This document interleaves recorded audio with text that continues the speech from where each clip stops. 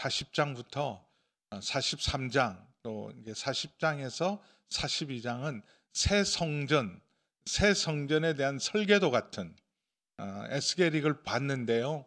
봤는데 하나님께서 준비한 새 성전, 그 새 성전에 대해서 자세하게 묘사를 42장까지 또 43장까지도 새 성전에 대한 43장은 새 성전에서 하나님 생수의 강을 흐르게 하시는 놀라운 은혜가 있는데 이걸 길게 기록을 했어요. 이게 뭐 그냥 읽으면서도 워낙 저도 공간 감각이 별로 없어가지고요. 또 치수도 우리가 말하는 1m, 2m 이런 거하고 다르게 규빗이라는 규빗이라는 이스라엘 고유의 이 치수를 사용하기 때문에 이게 얼마만큼 큰 거야, 어떤 모양이야, 그 감을 잡기가 굉장히 어려운데 이걸 자세하게 40장, 41장, 42장, 43장도 일부 포함된 만큼 이 성전에 대한 환상, 계시가 굉장히 길게 기록되어 있는 것은 이거 굉장히 중요하기 때문에 그렇습니다. 우리는 별로 감각 없이 있지만 여러분, 포로로 잡혀갔던 이스라엘 백성들, 자, 나라가 망한 지 25해째, 포로로 잡혀온 지는 25년, 그러니까 벌써 나라 망한 지가 1차 침공 때부터 따지면 벌써 30년째이고 성이 함락된 후에는 14째 해 첫째 달 10째 날이라. 그러니까 이스라엘의 가장 절망적인 상황은 언제냐 하면 뭐 1차, 2차 포로도 잡혀가고 3차 포로로 잡혀갈 수도 있지만 예루살렘 성이 무너진 거예요. 성과 함께 하나님의 성전도 돌 위에 돌 하나 남지 않고 다 무너진 겁니다. 성전이 남아있다면, 예루살렘이 남아있다면, 만약에 나라 점령을 당하고 침략을 당할지언정 성이 남고 성전이 남아있다면 희망을 걸 수 있지만 성이 다 무너지고 성전마저도 무너지면 이제 끝장난 거예요. 완전히 끝난 거예요. 다시는 회복될 소망이 없을 만큼 마른 뼈와 같이 아무 소망이 없는 이스라엘 백성에게 마른 뼈에 대한 환상, 마른 뼈도 살아날 수 있는 소망. 근데 다 마른 뼈가 살아나도 성전이 회복되지 않으면 이스라엘의 회복은 온전한 의미의 회복은 아닙니다. 이스라엘 백성이 땅도 찾고 사람도 이러면 다시 돌아올 수 있지만 만약에 성전이 회복될 수 없다면 이스라엘 백성은 그냥 모든 세상 사람하고 똑같은 사람이 되는 거예요. 성전이 없다, 하나님이 함께하지 않는다, 그 성전에서 하나님께 예배하지 않는다면 이스라엘 백성은 살았으나 죽은 자와 똑같아요.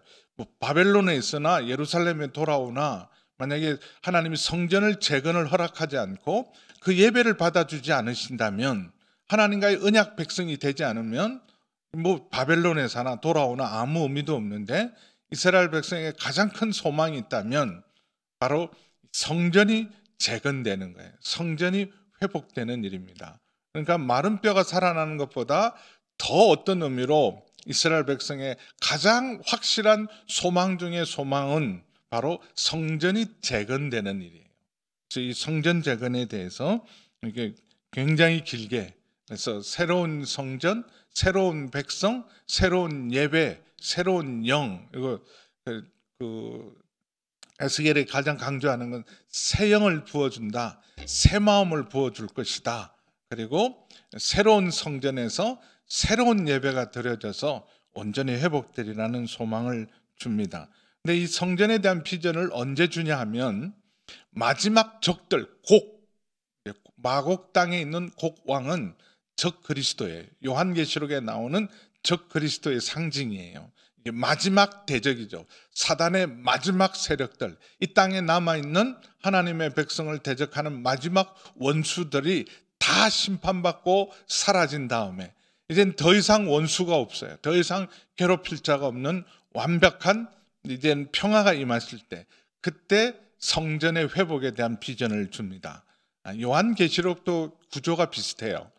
요한계시록에 아마겟돈 전쟁이 일어나고, 그래서 거기 두 짐승을 따르는 모든 세력들이 심판을 받고 음부에 떨어지고 1000년 동안 마귀가 무저갱에 갇혀 있다가 천년왕국이 지난 다음에 곡왕이 등장한 것처럼 마귀가 마지막에 사람들을 다시 한번 미혹해서 하나님의 성도의 진을 공격할 때 그 마귀도 심판을 받고 음부도 죽음도 다 심판을 받은 후에 이 땅의 모든 원수의 세력들, 심지어 죽음마저도 다 사라지고 난 다음에 하나님 주신 마지막 놀라운 비전은 새 예루살렘이에요.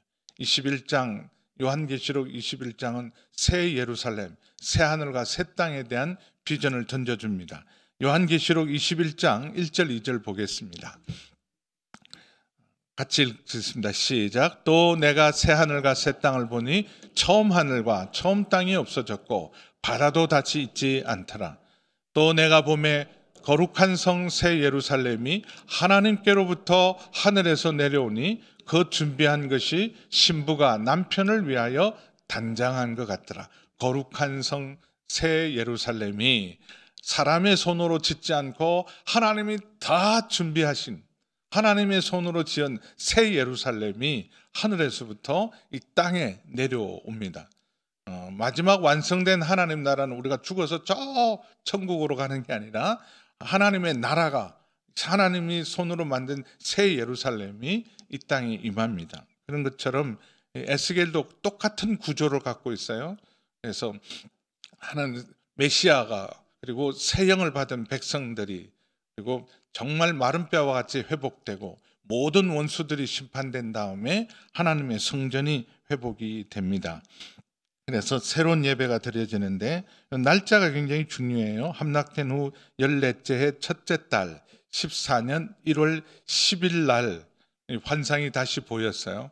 그 첫 번째 예루살렘의 환상, 몸은 바벨론에 있는데 거발강가에 있는데 그 입신을 해서 하나님께서 그 1200km 떨어져 있는 예루살렘 성전을 보게 한 게 8장 3절에도 잠깐 볼까요? 잊어버리셨을 겁니다. 그런 게 있었나? 사로잡혀온 지 6년 6월 5일 날 그 이스라엘 장로들이 물으러 왔을 때 그때 그들 앞에서 하나님 입신을 해서 몸은 여기 있는데 그 영은 예루살렘의 첫 번째 같은 게 8장이 있었어요. 그때도 예루살렘 성전을 봤는데 무너지기 전의 성전이었어요. 그때는 앞으로 5년 후에 파괴될 성전, 여기는 이제 함락된 후에 14년 1월 10일 날 받은 환상이고 8장 3절에는 아직 파괴되기 전, 무너지기 전에 있는 그 예루살렘인데 하나님의 영광이 떠나죠. 그리고 왜 버리시냐 하면 저 안에 모습은 하나님의 교회요 성전인데 안은 완전히 우상의 정각으로 만들어버린 하나님의 성전을 더럽혔기 때문에 하나님의 영광도 떠나고 결국은 5년 후에 다 파괴가 됩니다. 그래서 성전 파괴 후 14째 해 첫째 달 10일에 하나님께서 다시 한번 입신합니다. 그래서 여호와의 권능이 내게 임하여 나를 데리고 이스라엘 땅으로 가시되, 그래서 이스라엘 땅으로 데려갔는데 이미 성전은 무너진 지 14년이 되고 예루살렘은 폐허가 되어 있는데 그 2절에 보시면 하나님이 이상 중에 나를 데리고 이스라엘 땅에 이르러 나를 매우 높은 산, 이건 예루살렘이에요. 가장 거룩한 성, 가장 이보다 더 높은 산이 있죠. 에베레스트도 있고 더 높은 산이 있고 그 예루살렘은 830m 그 정도밖에 되지 않습니다. 그러니까 800m 정도 돼서 이게 매우 높은 산이라는 건 영적인 거죠. 이 세상 가장 거룩한 성, 매우 높은 산 위에 내려놓으시는데 거기서 남으로 향한 이제 북쪽에서 이렇게 바라보고 남으로 향한 성읍 형상 같은, 이미 다 무너진 지 14년이나 지났는데 환상 중에 가보니까 어마어마한 성전이 이미 그곳에 있는 걸 봅니다. 그래서 3절에 보시면 그걸 실제로 재어보게 만들어요. 재어보게. 숫자를 잘 봐. 이 성 크기가 얼마나 되는지, 이 구조가 얼마나 되는지.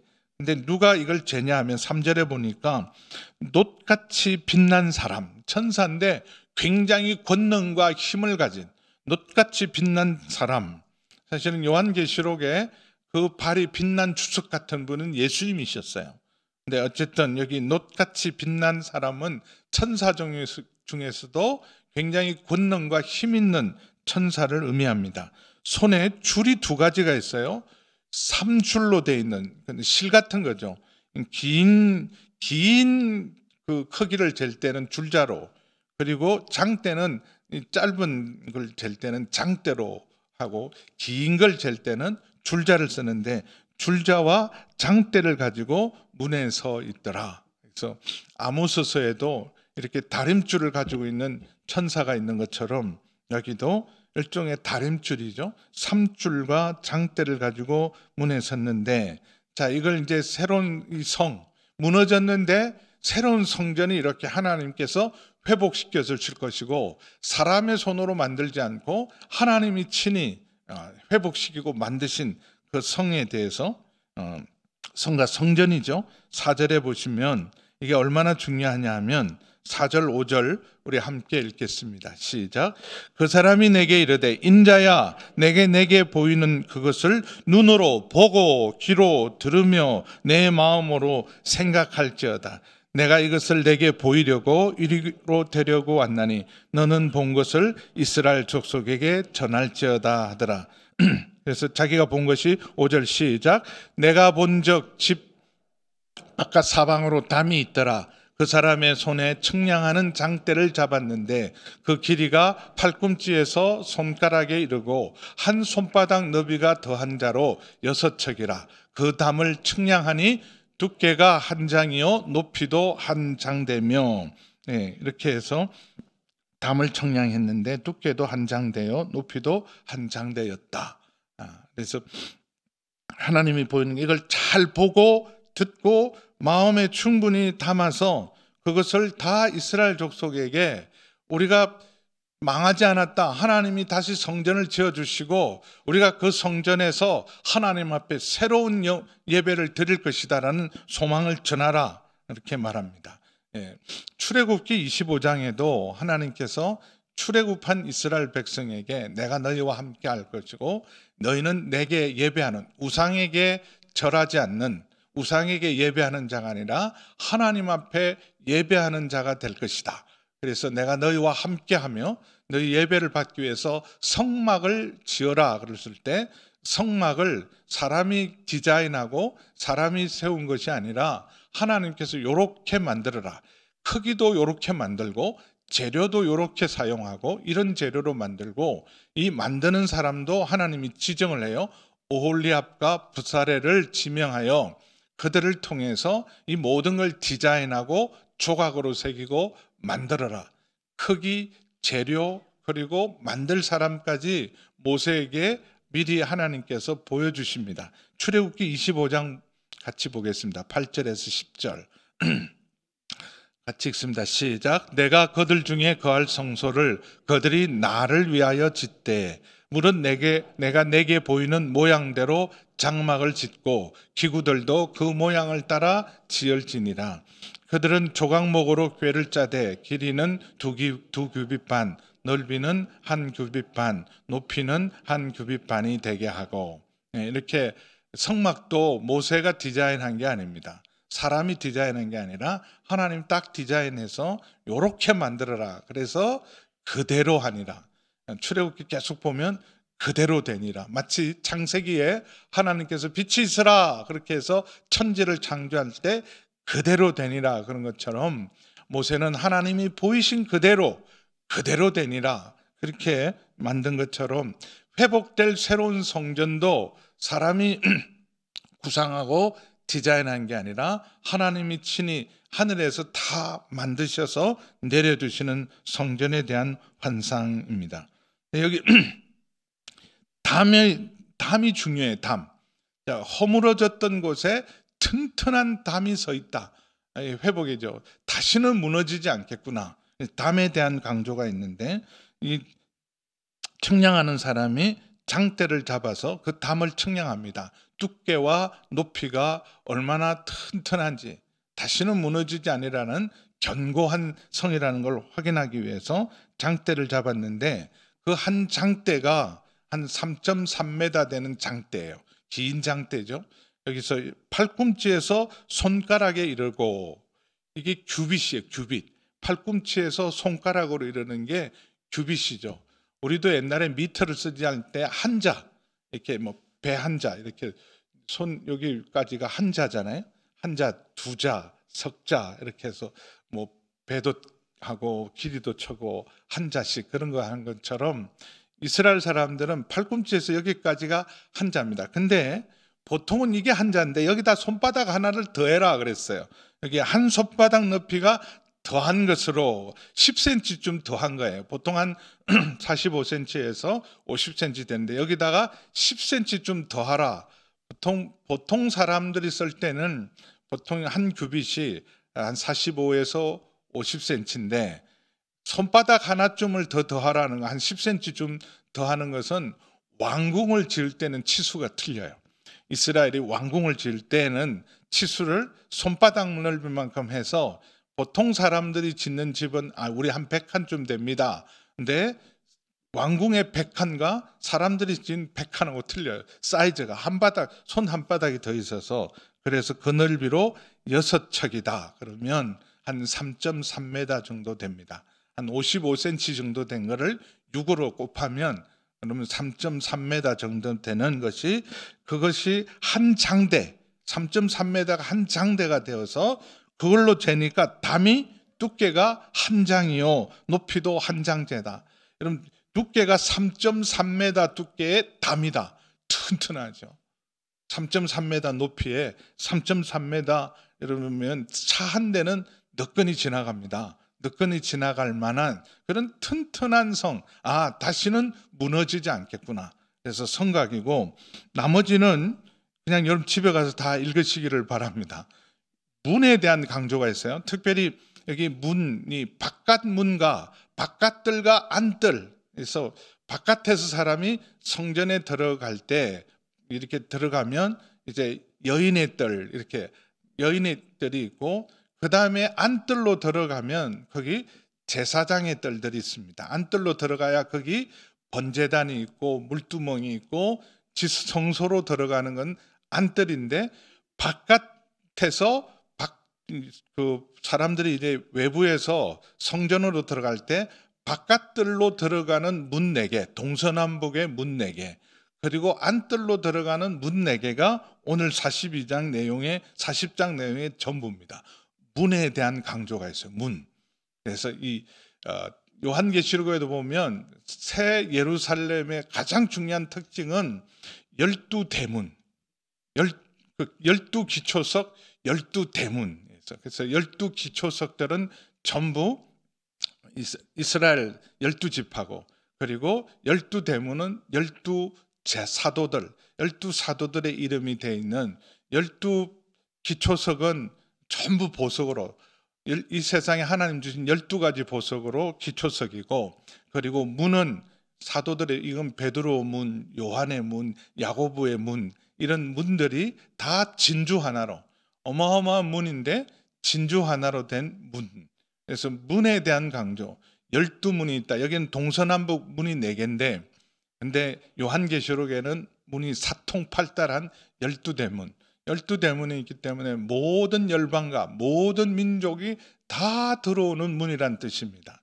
근데 원래 성막 처음 모세를 통해 지어진 성막은 하나님께 나가는 문 딱 하나밖에 없어요. 동문.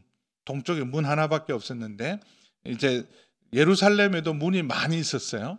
예루살렘에도 동서남북 문이 있고 그 다음에 양들이 지나간 양의 문이 있고 그 다음에 오물들을 버리는 분문이 있고 이런 여러 가지 문들이 있는데 여기도 제일 중요한 거는 담과 문이에요. 이게 든든하게 지킬 수 있는 문인데 6절부터는 동쪽에 있는 문, 제일 중요한 정문이에요. 동문이 제일 중요한 문인데 6절에서 16절까지가 동문에 대한 묘사를 기록하고 있습니다. 그래서 동쪽으로 가는데 길이가 한 장되어 문 안 통로의 길이가 그래서 쭉 하는데 여기 중요한 것은 그 문에서 바깥에서 안으로 성전 안으로 들어갈 때 들어가는 문에 문지기들이 지키는 방이 6개가 있어요.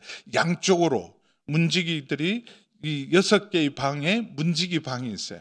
그러니까 여기는 아무나 못 들어가는 거예요. 문지기를 통과해야 됩니다. 그래서 이 담의 기능 중에 하나가 42절, 에스겔 42절, 42장 20절을 보겠습니다. 에스겔 42장 20절. 이 담과 문이 왜 중요하냐면, 이거 하나 제일 중요해요. 오늘 전체 담, 문에 대해서 강조하는데 42장 20절 함께 읽습니다. 시작. 그가 이같이 그 사방을 측량하니 그 사방 담 안 마당의 길이가 500척이며 넓이가 500척이라 그 담은 거룩한 것과 속된 것을 구별하는 것이다. 이 담과 문을, 그러니까 문 하나 지나가는 데가 거의 한 15m를 지나가야 돼요. 긴 거죠. 한 13m 정도의 문을, 근데 문지기가 지금 하나가 있는, 수의실이 하나가 있는 게 아니에요. 6개가 동시에 사방에 있어서 거기 아무나 못 들어가고, 원래 문지기가 해야 될 제일 중요한 것은요, 거룩한 것과 속된 것을 구분하여 속된 것이 성전 안에 못 들어가게 만드는 게 문지기의 역할입니다.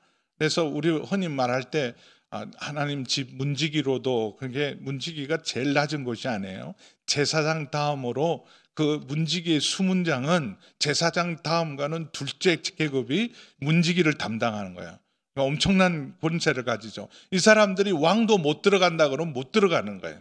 그래서 이 거룩한 것과 속된 것을 구분하는, 세상과 하나님 나라를 구분하는, 그것을 구분하는 게 담이고 문이고, 그 문에는 오직 거룩한 것만 지나가게 하기 위해서 10절에 보면 그 동문간의 문지기 방이 왼쪽에도 셋이요 오른쪽에도 셋이 있는데 방 사이즈가 굉장히 커요. 여러분 3.3m짜리가 이렇게 한 평이면 얼마죠?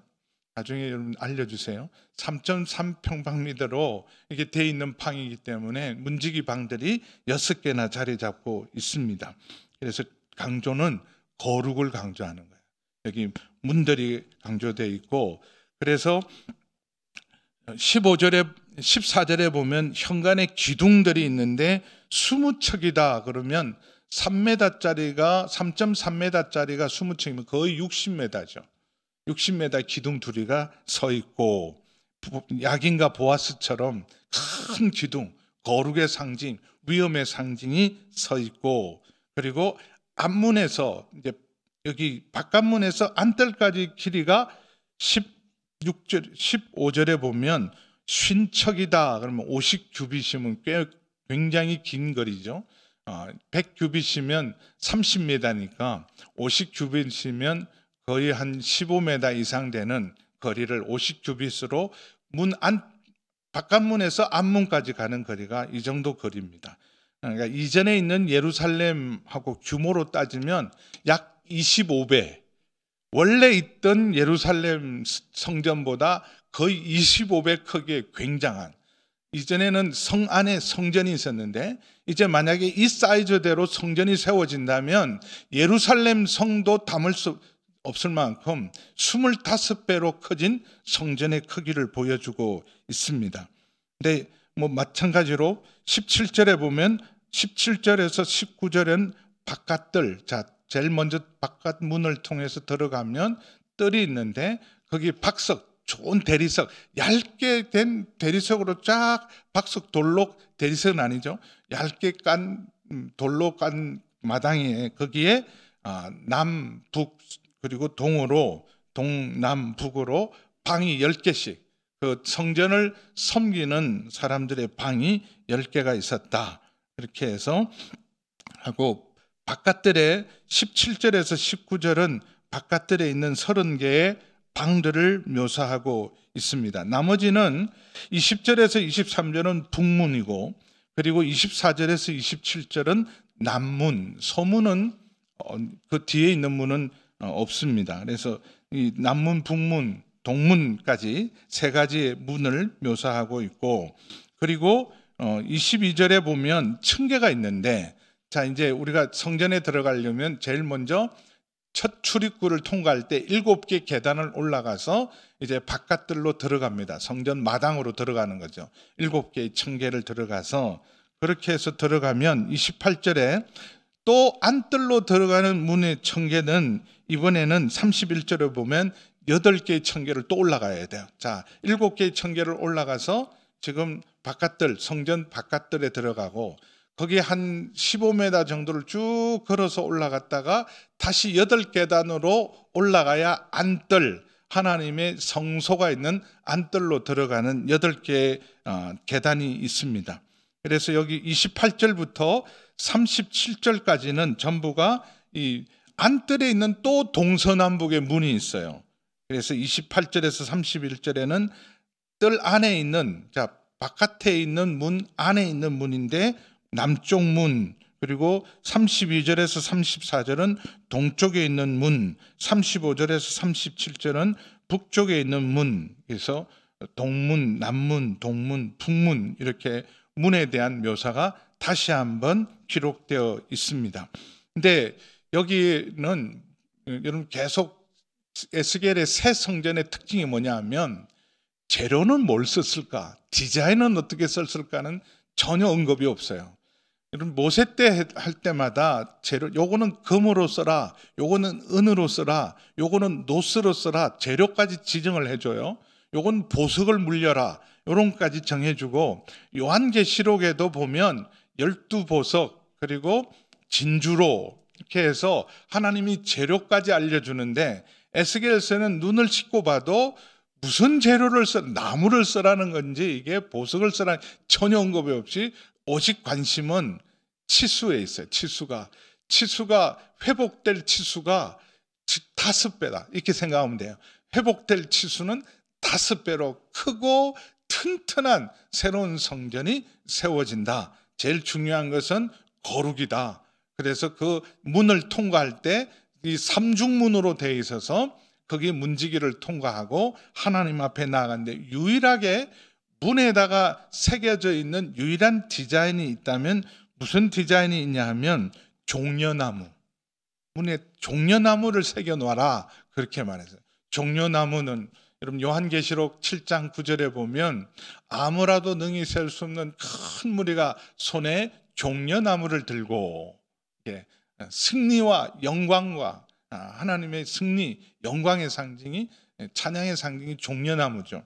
그거 외에는 아무 디자인 그리고 어떤 재료를 써라는 말도 없이 오직 문 그리고 크기, 치수에만 강조하고 있고, 특별히 문에 대한, 담에 대한 강조가 있습니다. 그리고 38절에서 보면 거기에 하나님 앞에 드릴 새로운 제사를 위해서 구별된 제사장의 방들, 그래서 제일 먼저 38절에서 41절까지는 그 번제물을 깨끗이 씻는 방이 따로 있어요. 방이 따로 있어서 거기 희생제물을 하고, 상들이 12개가 놓여 있는데 12지파를 상징한 그 상들 속에 8개는 41절에 보면 상 중에 8개는 희생제물을 잡아 올려놓는 데가 그 상이고, 4개는 그 희생제물을 잡을 때 쓰는 여러 가지 갈고리나 칼이나 이런 도구들을 놓기 위해서 4개의 상이 준비되어 있어서 하나님 앞에 온전한 예배를 날마다 새롭게 드리는 새 성전에 대한 비전입니다. 그리고 44절에서 46절은 그 성소, 자, 바깥문을 지나가고 안문을 지나가서 그리고 나서 성전에 들어가서 제사장의 방, 이 제사장의 방이 중요하잖아요. 제사장의 방이 양쪽으로 둘이 있는데, 이건 이제 그냥 그림 하나 보죠. 다 읽는 것보다 여러분 42장까지 이 그림 하나 보면 끝장납니다. 요렇게 생겼어요. 요렇게 생긴, 크기는 뭐 한 장이다, 5규빗이다, 뭐 이렇게 있는데, 자, 이게 바깥 출입문, 동쪽에서 이렇게 들어가면, 그 다음에 또 안쪽에 출입문이 있습니다.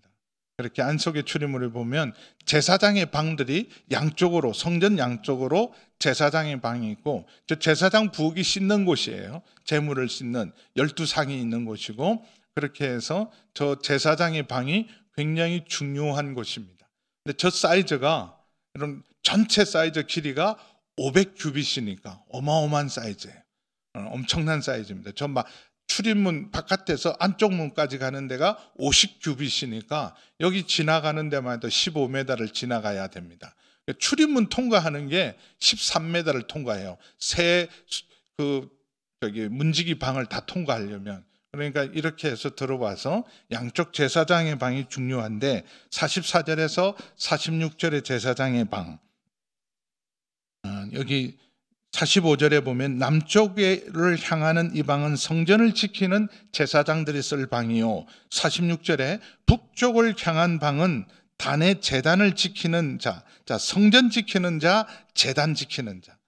제단은 저 성소와 지성소를 지켜내야 되고, 그 다음에 성전은 저 안쪽, 그 안쪽에 있는 것을 지키는 사람들인데, 46절에 보면 레위의 후손 중 사독의 자손, 그러니까 다 망하고 포로로 잡혀갔는데 하나님이 제사장들을 돌아오게 하는데, 그럼 제사장 가문 중에서 가장 명문 가문, 가장 명예로운 가문이 사독의 자손들입니다. 다윗의 제사장이고, 다윗에 이어서 솔로몬의 제사장이라 여러 제사장, 아론의 세 아들 중에서 이 계보가 가장 명예로운 제사장 가문이라 이 사독의 가문이 다윗 때부터 계속해서 하스몬 왕가까지 제사장을 이어갑니다. 그러다가 마카비 혁명이 일어나고 마카비 집안에서 제사장직을 이어받다가 마카비가 망하고 로마가 들어서면서부터 이상한 제사장들이 들었습니다. 가야바, 안나스는 이거 돈 주고 산 사람들이에요. 이상한 제사장 계보가 들어서는데, 근데 우리는 사독의 후예들이다, 사독 가문이다가 사두개인이에요. 사두개인이다라는 말은 우리는 사독 가문의 아주 명예로운 집안이다 그럴 때 사독입니다. 그러니까 이 성전에 예배 드릴, 중요한 건 성전이 있어도 제사장이 없으면 아무 소용이 없잖아요. 하나님 제사장을 다시 세울 것이다. 근데 새 예루살렘의 영원한 제사장은 우리 주님이, 예수님이 영원한 제사장임을 믿습니다. 그래서 사독의 제사장을 회복해서 이제 우리가 하나님께 온전히 나아갈 수 있겠구나, 그렇게 해서 47절에서 49절은 성전문 현관에 큰 기둥으로 서서 온전히 회복된 모습을 보여줍니다. 혹시 제가 자료화면, 그 출입구에 있는 그 문지기 방 자료화면도 하나 부탁했는데 그게 나올까요? 네, 저렇게 들어가는데 꽤 긴, 들어가서 이 통로를 지나가는 것도 보통 일이 아니에요. 문지기 방이 3개나 있고, 요 길이가 여기를 통로를 다 빠져나가서 바깥들까지 들어가는 데가 13.5m를 통과해야 돼요. 그러니까 13m의 길이를 쭉 출입을 통과하는 것. 그래서 이 하나님 앞에 나오는 것이 얼마나 복된 일인가. 근데 제일 중요한 게 뭐라고요? 거룩입니다. 거룩을 지켜나가는 것. 그래서 하나님께서 우리의 삶을 온전히 회복시킬 때, 여러분 이게 교회에 와서 하나님 앞에 마음껏 예배한다는 게 얼마나 놀라운 일입니까? 근데 이렇게 예배할 수 있을 때 중요한 거는요, 우리가 새 영을 받아야 돼요. 새 영을. 신령과 진정으로라는 말은 새 영으로, 하나님의 성령으로 주님 앞에 나와서 우리의 영원한 대제사장이 계십니다. 사독 가문이 아니라 영원한 대제사장이신 예수님을 힘입어서 은혜의 보좌 앞에 담대히 나가는 온전한 예배자로, 지금 코로나가 지금 지나가서 우리 모든 한국 교회가 회복돼야 될 것. 영락교회도 똑같은 기도 제목이더라고. 예배가 회복되게 해주십시오.